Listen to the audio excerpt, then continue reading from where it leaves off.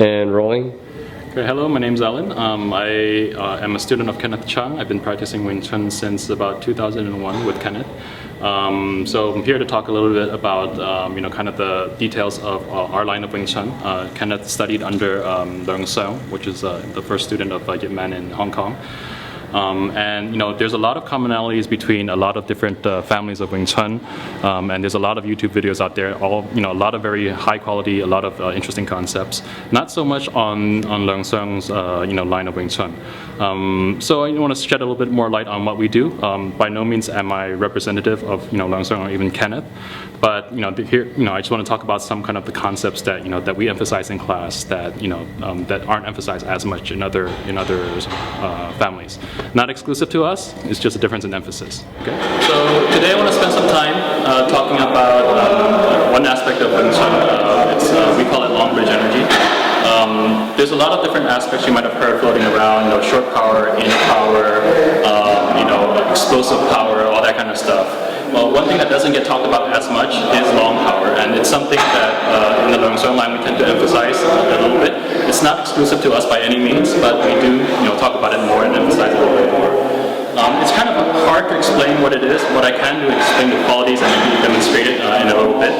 But the three qualities of long power, in my opinion, number one, it's alive. So it's a power that is adapted to change. It can exploit openings in the opponent. You don't get stuck. You don't get forced in one position and be unable to change. The difference between being alive and being dead is the ability to change and the ability to adapt. So long power has to be alive. It has to be able to adapt. Number two, kind of part of the namesake is you can apply this at any range. So typically, with a normal human body, the closer you are, the more leverage you have. And the farther away you are, the less leverage you have. But with long power, we're able to apply this power, whether it's short or close distance. It doesn't matter if you're touching me close by or touching me farther away, we can apply the same power. Number three, again, alluding to the name, it's long-lasting. So with short power, you tend to have observe kind of like a begin, middle, and end of the power in a short burst of energy. Explosive power is of that nature. With long power, there really isn't a clear definition of begin, middle, and end. It's basically just there. So if you apply it on a graph, it's going to be more or less level, and it's hard to detect when it starts and when it ends. So to illustrate these 3 points, let me kind of just do a demonstration. So with regards to the first point, being alive.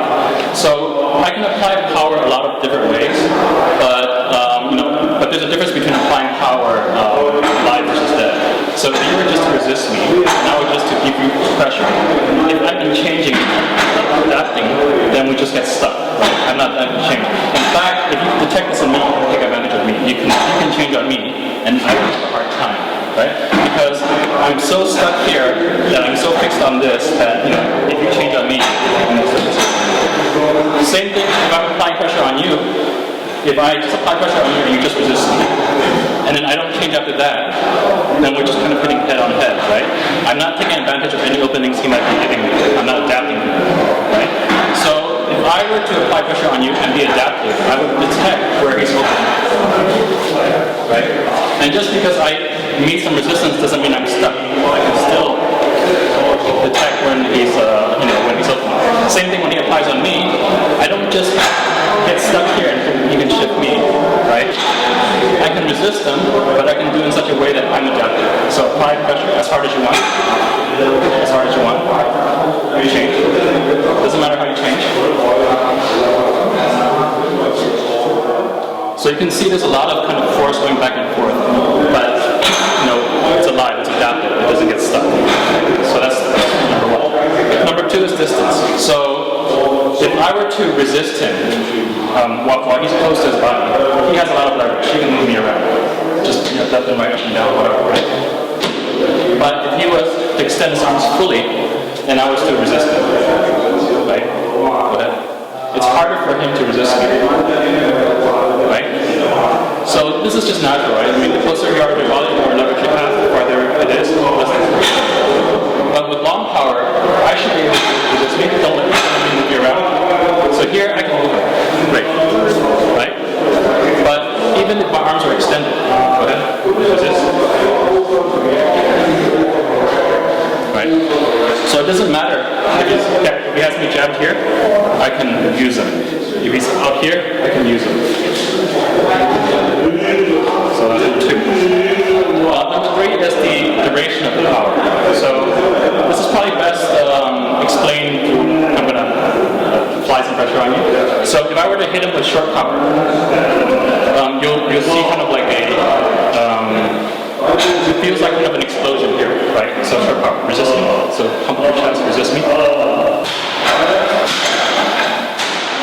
So very clearly you see a start, middle, and end, right? And it stings a little bit, but if you really resist me, you can hold on to it. Long power actually just goes down. Right? How does that feel compared to the different? Yeah, it's penetrating. It's penetrating, right? So the sensation, it feels like it's like a battering ram going through. It doesn't just stop at the surface, it goes through. Now when we're exchanging, it's also if you're resisting me, just hold on to it. It's not, I want to push you away. Right? That's short power. Resist, don't let me push you. I push you away with my horse. I push you away. With long power, no, you don't see a change in my expression as I use it. There's no beginning, start, there's no end.